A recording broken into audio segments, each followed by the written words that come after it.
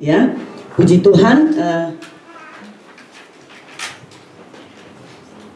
Kita buka di dalam 1 Petrus pasal 4 ayat yang ke-7. Kesudahan segala sesuatu sudah dekat. Karena itu kuasailah dirimu dan jadilah tenang, supaya kamu dapat berdoa. 2, 3. Tapi yang terutama, kasihilah sungguh-sungguh seorang akan yang lain, sebab kasih menutupi banyak sekali dosa. Berilah tumpangan seorang akan yang lain dengan tidak bersungut-sungut. Layanilah seorang akan yang lain sesuai dengan karunia yang telah diperoleh tiap-tiap orang sebagai pengurus yang baik dari kasih karunia Allah. Sama-sama. Jika ada orang yang berbicara, baiklah ia berbicara sebagai orang yang menyampaikan firman Allah. Jika ada orang yang melayani, baiklah ia melakukannya dengan kekuatan yang dianugerahkan Allah, supaya Allah dimuliakan dalam segala sesuatu karena Yesus Kristus. Ialah yang mempunyai kemuliaan dan kuasa selama-lamanya. Amin. Puji Tuhan. Ya, berbahagialah orang mendengarkan firman Tuhan serta melakukannya. Ya, di sini katakan 1 Petrus pasal 4 ayat ke-7. Kesudahan segala sesuatu sudah dekat. Sudah di ambang pintu. Segala sesuatu sudah dekat. Sadar atau tidak sadar, kita tahu hari-hari ini kita harus semakin lebih dekat dengan Tuhan. Karena hari-hari ini dikatakan sudah dekat. Ini firman Tuhan. Rasul Petrus berkata kepada orang yang ada di Galatia, kesudahan segala sesuatu sudah dekat. Kita percaya sudah dekat waktunya Tuhan? Amen. Sudah dekat waktunya Tuhan? Amen. Kalau sudah waktunya Tuhan, mari lebih sungguh-sungguh lagi kepada Tuhan. Ya, ini hidup orang Kristen, orang percaya, segala sesuatu sudah dekat. Jadi waktunya tinggal sedikit. Berarti kita jangan main-main lagi. Ini Petrus mengingatkan kita. Saya baca renungan firman Tuhan ini sudah berapa lama. Ya, saya terus membaca. Tadi saya pikir dari malam apa saya harus bawa firman Tuhan bagi jemaat. Ada beberapa persiapan saya, tapi ini yang lebih ini. Ya, di sini kesudahan segala sesuatu sudah dekat. Karena itu kuasailah dirimu dan jadilah tenang. Gembala kemarin sudah khotbah tentang penguasaan diri. Ada 9 buah roh. Kenapa harus ditutup dengan penguasaan diri? Karena kalau kita 8 itu kita lakukan tanpa penguasaan diri, semuanya gagal, semuanya nol. Karena itu segala sesuatu sudah dekat.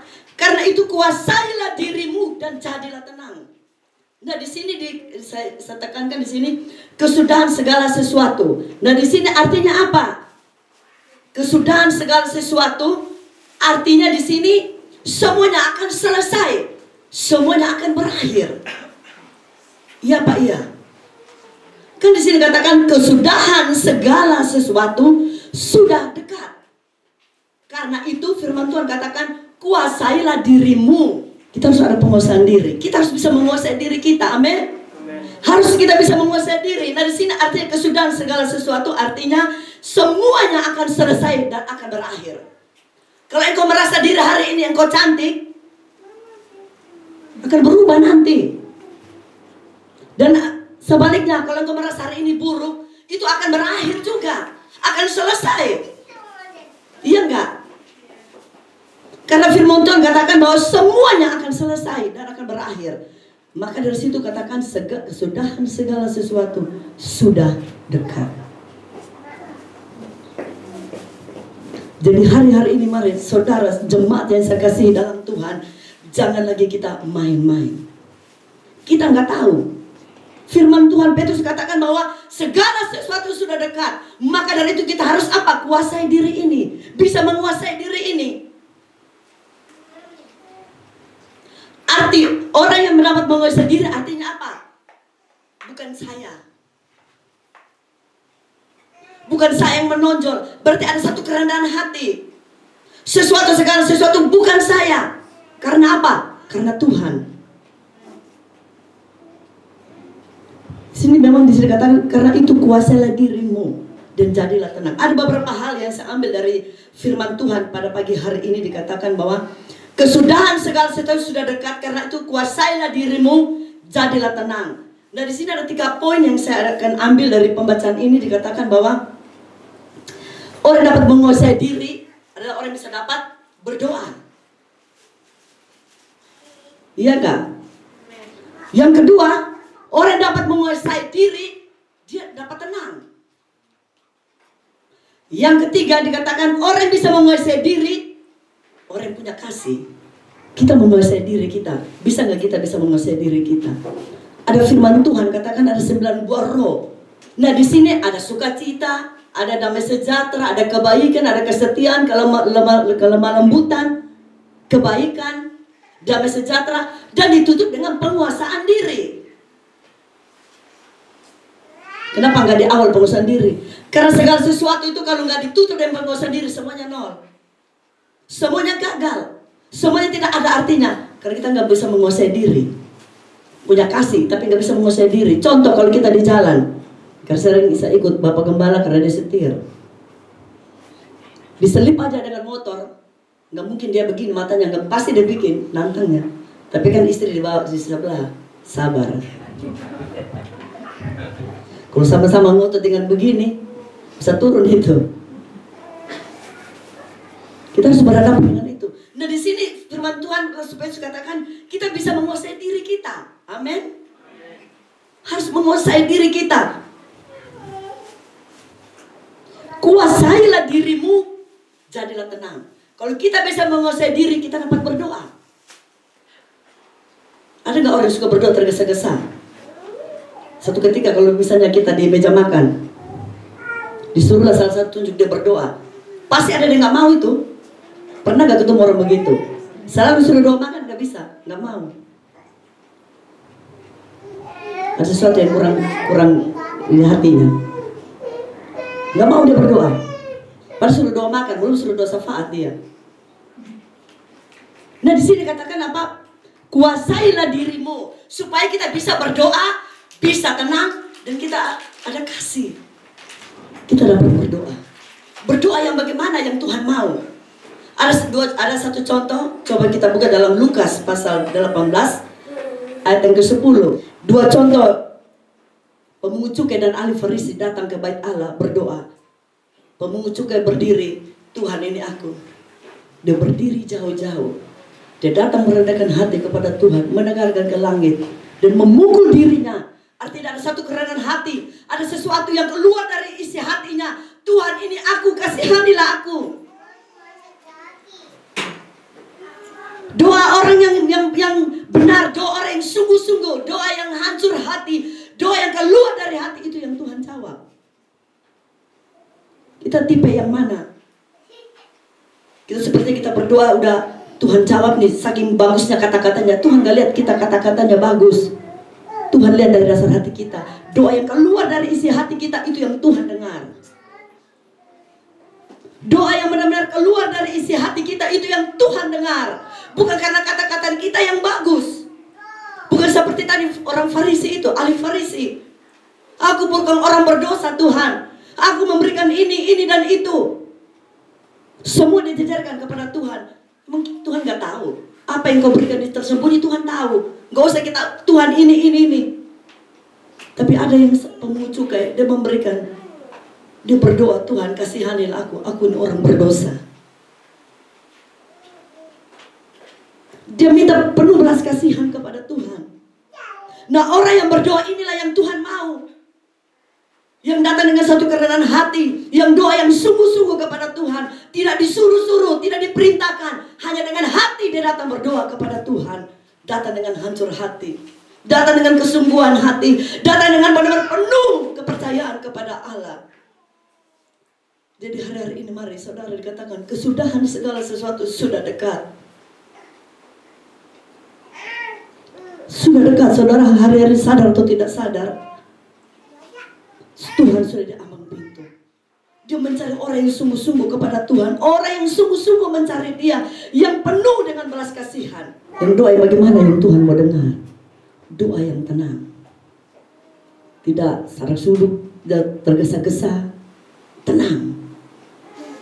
Tenang.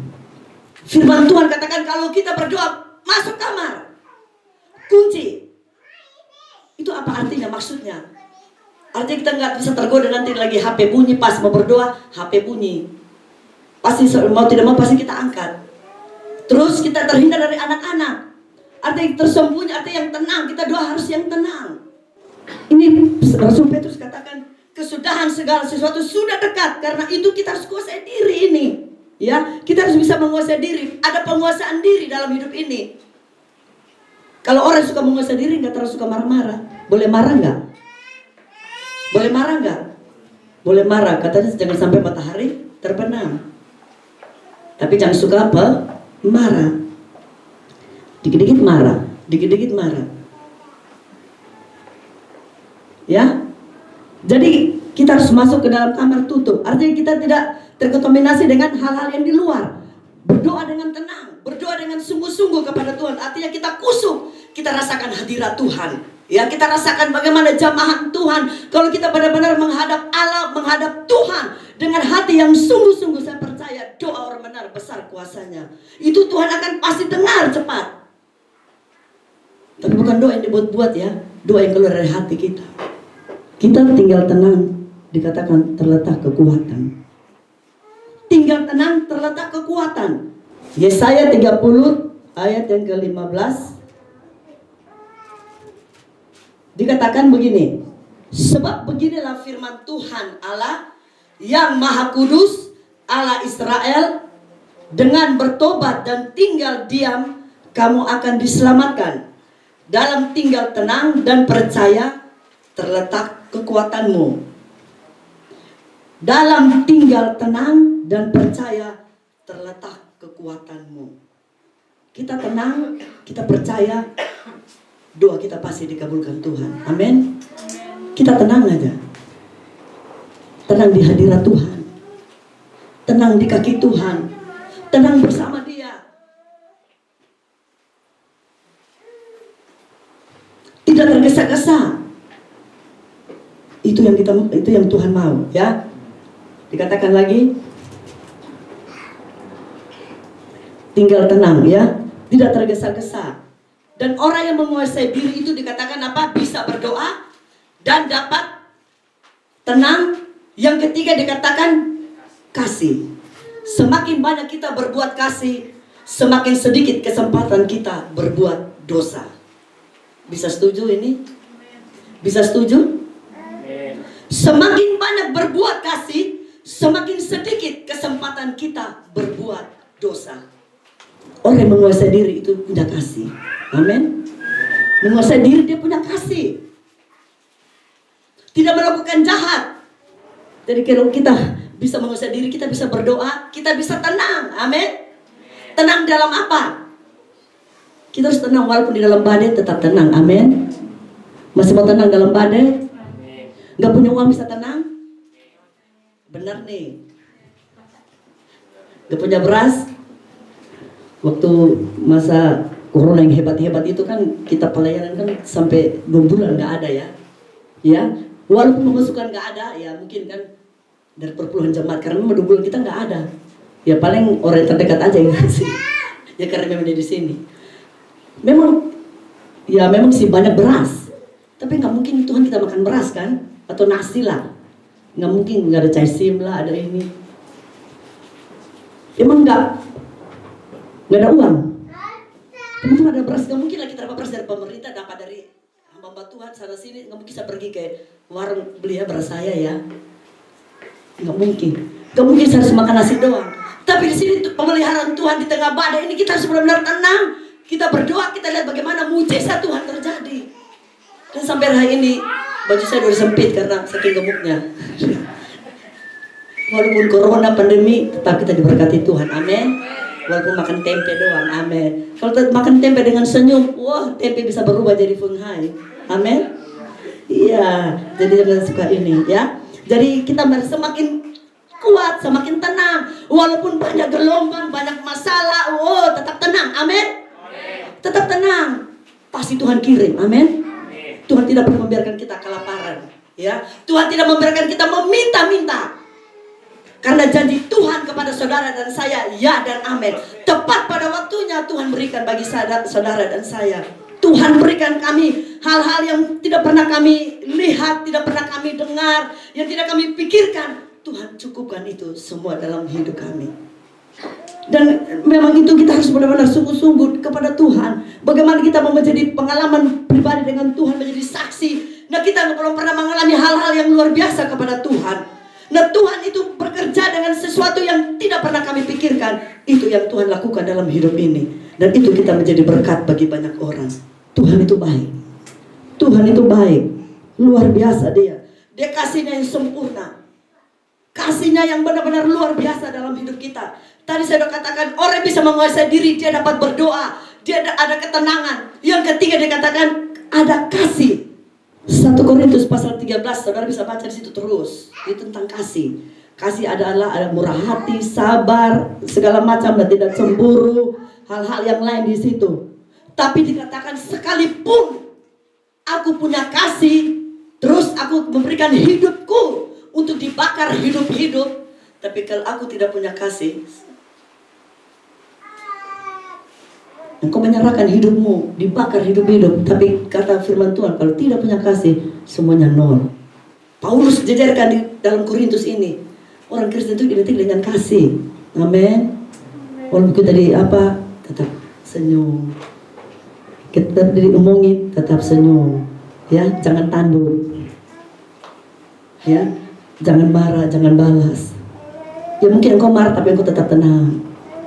Ya. Kalau orang tergesa-gesa, orang yang tidak tenang itu akan hancur nanti. Tetap tenang. Kita diomongin, tenang. Ya, jangan kita marah. Ya, jangan kita marah. Karena itu identik orang Kristen punya kasih. Ya, jadi Petrus katakan di sini, segala sesuatu sudah dekat. Karena itu kuasailah dirimu. Amin. Bisa menguasai diri kita hari-hari ini? Bisa. Kasih itu bukan kita ngomong, tapi ada tindakan kita, ya. Karena firman Tuhan katakan iman tanpa perbuatan adalah mati. Jadi kita harus bertindak, ya. Harus ada bertindak. Tadi saya lupa sedikit di tenang itu, ya. Orang yang tidak tenang itu seperti apa? Gelombang yang di laut itu terombang-ambing. Kalau orang yang terombang-ambing kira-kira dapat nggak? Nggak dapat. Kalau hatinya bimbang, udah berdoa, benar nggak sih? Benar nggak sih? Tapi kita percaya, yakin hari ini saya percaya kita diberkati Tuhan, pasti itu akan terjadi. Amin. Pasti itu. Kalau kita yakin dan percaya, jangan seperti gelombang yang diombang-ambingkan oleh angin. Ya, kita harus apa? Tenang. Walaupun ada masalah, walaupun ada tantangan, walaupun ada kesukaran, walaupun ada hal-hal yang menghimpit kita, firman Tuhan kata kita tetap tenang. Jangan seperti gelombang laut yang diombang-ambingkan oleh angin. Karena orang yang bimbang hatinya tidak mendapatkan apa-apa. Kalau kita teguhkan hati kita sungguh-sungguh kepada Tuhan, percaya kepada firman Tuhan, kita akan pasti menerima apa yang kita imani hari-hari ini. Ya. Jadi di sini katakan bahwa penguasaan diri kita itu harus apa? Ada dalam diri kita agar kita bisa berdoa, bisa tenang, dan kita punya kasih. Ya, 3 hal ini mari saudara coba lakukan dalam hidup ini. Tetap tenang, tetap berdoa, tetap ada kasih dalam diri kita ini. Agar kasih itu bisa dirasakan, bisa dinikmati oleh orang di sekitar kita. Ya, karena kita tahu kita sebagai orang yang percaya punya kasih itu karena ajarannya Kristus. Ya, Yesus yang sudah menjadi teladan kita hari-hari ini. Yesus yang menjadi panutan kita, Yesus yang menjadi teladan bagi kita. Mari kita ikuti teladannya. Kalau dia difitnah, kalau kita pun difitnah, kita tetap tenang, jangan balas, ya. Walaupun kita dimarahin, tetap koreksi diri kita. Apa nih Tuhan? Apa maksud Tuhan? Ya, biar kita boleh mengalami pengalaman bersama dengan Tuhan. Ya, firman Tuhan mungkin saya tidak panjangkan sampai sini. Mari kita tetap sungguh-sungguh kepada Tuhan. Tetap kita ada penguasaan diri, ya. Walaupun mungkin ada sesuatu yang tidak enak di hati kita, tetap kita tenang, tetap menguasai diri kita, dan kita koreksi diri kita, apa ini Tuhan, apa yang Tuhan mau dalam hidupku. Ya, biar Tuhan bekerja, Tuhan berbicara lewat rohnya yang kudus, lewat firman Tuhan, lewat apa yang Tuhan mau dalam hidup kita. Ya, Tuhan mau hari-hari ini kita tinggal tenang, tetap kita terus berdoa, biar kasih Tuhan selalu mengalir dalam hidup kita.